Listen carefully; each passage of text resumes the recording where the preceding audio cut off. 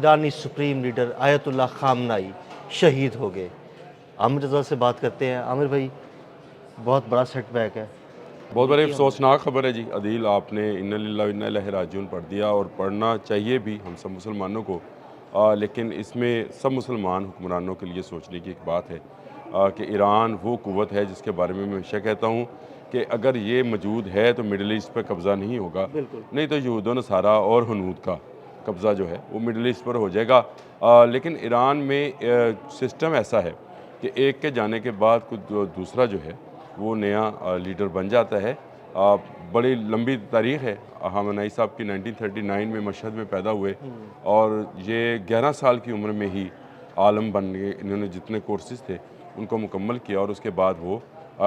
اسلام کی ترویج کے لیے اپنی جد و جہد کا آغاز کرتے ہیں۔ اور پھر یہ وہ جد و جہد ہے جس میں آگے چل کر شاہ کے جو تشدد تھا، اور شاہ کی جو اس وقت رضا شاہ پہلوی تھے،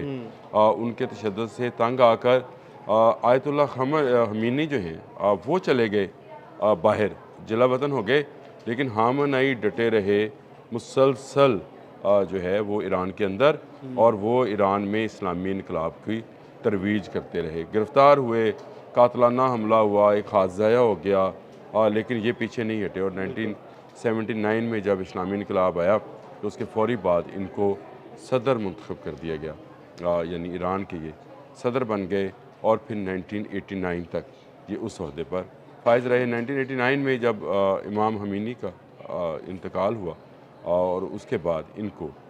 جو وہاں سسٹم ہے، ان کی جو اسلامی کونسل ہے، اس کے تحت جو ہے ان کو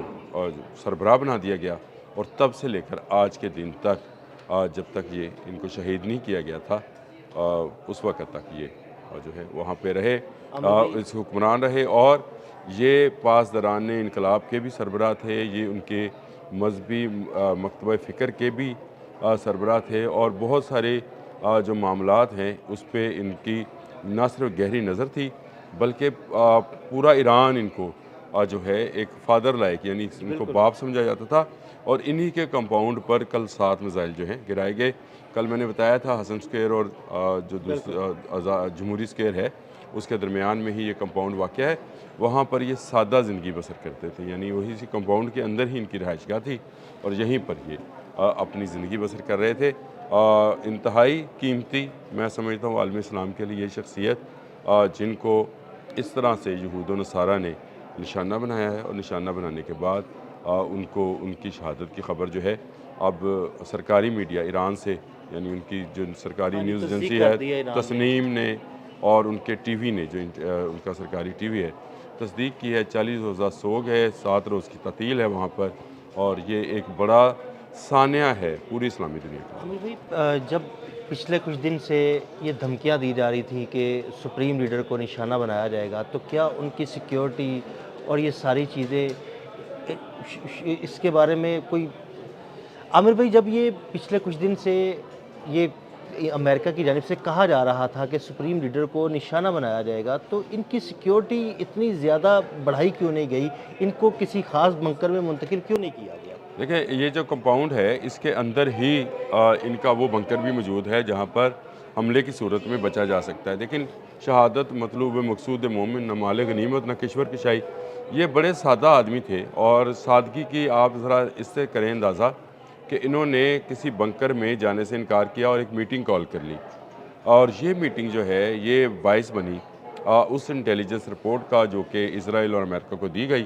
کہ یہاں پر ایک میٹنگ ہے، اور اس میں اہم رہنما شریک ہو رہے ہیں، اور اس کو جو ہیڈ ہے وہ علی خامنائی کریں گے۔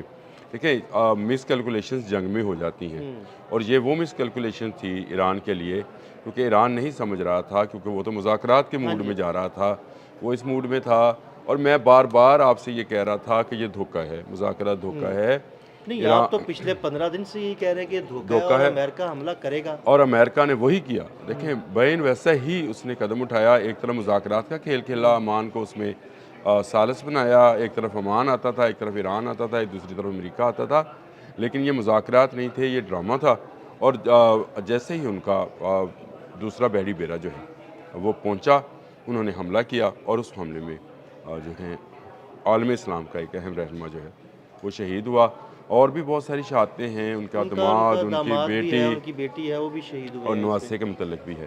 کہ وہ بھی اسی میں شہید ہوا. میں نے کہا کہ رہائش گاہ ان کی اسی کمپاؤنڈ کے اندر تھی اور اسی کمپاؤنڈ میں یہ میٹنگ رکھی گئی تھی. میٹنگ رکھی گئی تھی, اندر سے پھر کوئی ایسا سانپ نکلا جس نے اطلاع دی امریکہ کو؟ بالکل ہو سکتا ہے. اس کی وجہ, بنیادی وجہ یہ ہے کہ آپ ذرا اگر چیزوں کو لنک کرنا شروع کرتے ہیں تو آپ کو سمجھ آتی ہے کہ مودی کا اسرائیل میں جانا اور اس کے بعد اسرائیل کا جو کہ کہہ رہا تھا کہ وہ ایران کے ساتھ جنگ نہیں کرنا چاہتا, اس کی طرف سے میزائل حملہ کرنا. یہ جو میزائل حملہ ہے یہ صریحاً یہ اسرائیل نے کیا ہے اور ان کا خیال تھا کہ شاید مسعود پزشکیان جو ہیں وہ بھی اس میٹنگ میں شامل ہوں گے, لیکن وہ اس سے پہلے ہی نکل چکے تھے. نا عباس راکچی اس میٹنگ میں تھے. یہ پیورلی پاسداران انقلاب کی جو میٹنگ تھی اور اس میں اسی بات پر غور کیا جا رہا تھا کہ امریکہ کے ساتھ جو مذاکرات ہیں اس میں کون کون سی شرائط ایسی ہیں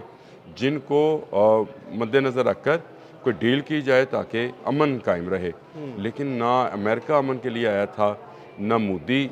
اسرائیل میں امن کے لیے گیا تھا, نہ نیتن یاہو جو ہے وہ گیا تھا. یہ ایک الگ کہانی ہے کہ یہ تینوں کردار جو ہیں ڈونلڈ ٹرمپ, مودی اور نیتن یاہو, ان کی اپنی ہی حکومتیں ڈاواڈول ہے اور ان کو سہارا جو نظر آتا تھا وہ ایران پر حملہ کرنا نظر آتا تھا. مودی نے وہی انٹیلیجنس جس کو ڈونلڈ ٹرمپ نے بڑے فخریہ انداز میں کہا ہے کہ ہماری انٹیلیجنس کے آگے جو ہے ایران ٹھہر نہیں پائے گا, ٹھہر نہیں سکتا, اور ہم نے اسی انٹیلیجنس کی بنیاد پر, اسی رپورٹس کی بنیاد پر حملہ کیا ہے. یہ وہ معاملہ ہے جس کو لے کر آج ہر آنکھ جو ہے وہ پرنم ہے. جی بالکل ایسے ہی ہے, اور جب سے یہ خبر آئی تب سے میں, آپ یقین کریں, سو نہیں سکا. بالکل ایسے ہی ہے. آج کی سحری ہم پر بھاری تھی. بھاری اس لیے تھی کہ ایک اسلامی دوست ملک کے اوپر جو ہے یہ یہود و نصارہ آئے ہیں اور یہ انہوں نے حملہ کیا. اور ہنود بالکل تینوں ہی آئے, لیکن یہود اور ہنود کی یہ گٹھ جوڑ تھا جس نے اتنا قیمتی انسان, ویسے تو وہ شہادت کی تمنا ہی کیا کرتے تھے, اور ان کی میں ابھی ایک ویڈیو دیکھ رہے تھے تو وہ اس میں کہہ رہے تھے فارسی کے اندر کہ میری جان بہت کم قیمتی ہے لیکن ہمارا اسلامی مشن سب سے زیادہ قیمتی ہے, ہمیں اس کو جاری رکھنا ہے, مجھے اپنی جان کی کوئی پرواہ نہیں. اور واقعی انہوں نے شہادت دے کر یہ ثابت کر دیا کہ آج بھی کربلا برپا ہے, آج بھی شہادتیں دی جا رہی ہیں, آج بھی معصوم اور نہتے مسلمانوں کا خون بہایا جا رہا ہے, اور آج بھی یزیدی لشکر جو ہے وہ اسلامی لشکر پر جو ہے وہ ٹوٹ پڑا ہے. ایران ایک طاقتور